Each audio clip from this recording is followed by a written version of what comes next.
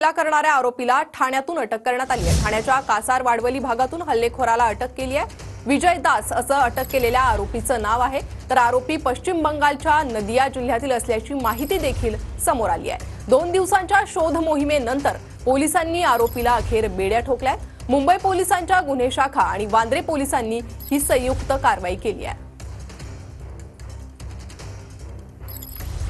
तर सैफ अली खानवरील हल्ला प्रकरणी आरोपीला आता अटक करण्यात आलेली आहे।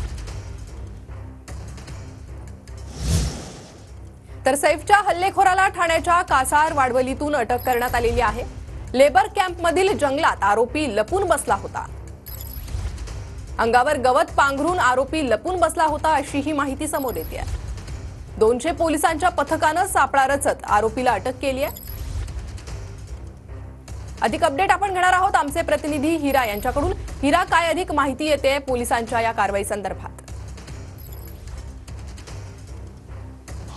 नक्कीच प्रणिता, सैफ अली खानच्या जो आरोपी आहे त्याच्या कनेक्शन ते ठाण्याशी जोडले गेले आहेत। ठाण्यातला हा जो जी सोसायटी बघू शकतो आपण, उच्चाभ्रू सोसायटी आहे, हाय प्रोफाईल सोसायटी, यामध्ये खूप मोठमोठे अधिकारी, पॉलिटिशियन या ठिकाणी त्यांचे फ्लॅट्स आहेत आणि त्याच पाठीमागे हा लेबर कॅम्प आहे आणि ह्या लेबर कॅम्पमध्ये मेट्रोचं काम चालतं आणि त्याच्याच पाठीमागे हा संपूर्ण कांदळवनचा परिसर आहे, जंगल परिसर आहे आणि याच परिसरामध्ये त्याला पोलिसांनी रात्री ताब्यात घेतलं। जवळपास 200 पोलीस कर्मचाऱ्यांनी त्याचा मोबाईलच्या माध्यमातून त्याचा तपास पोलिसांना लागला आणि पोलिसांनी त्याला याच भागातून ताब्यात घेतलं। रात्री याच भागामध्ये तो जंगलामध्ये लपून बसला होता आणि पोलिसांना त्याचं लोकेशन मिळाल्यानंतर पोलिसांनी कॉम्बिंग ऑपरेशन केलं आणि संपूर्ण पोलीस पोस्टपाटा मोठ्या प्रमाणात तैनात करून त्याला त्याच्या मुसक्या या भागात आवडलेले आपल्याला पाहायला मिळते। संपूर्ण जंगल परिसरामध्ये लपून बसला होता आणि सुरुवातीच्या काळामध्ये तो या ठिकाणी जे हिरानंदानी आहे तिथं मजूर म्हणून काम करत होता, त्यामुळे त्याला इथल्या भागातली संपूर्ण माहिती होती, कुठे जाऊन आपण लपू शकतो, कुठे जाऊन आपल्याला माहिती मिळू शकते, संपूर्ण त्याला ह्या भागातली संपूर्ण माहिती होती, त्यामुळे तो याच भागात लपून बसला होता।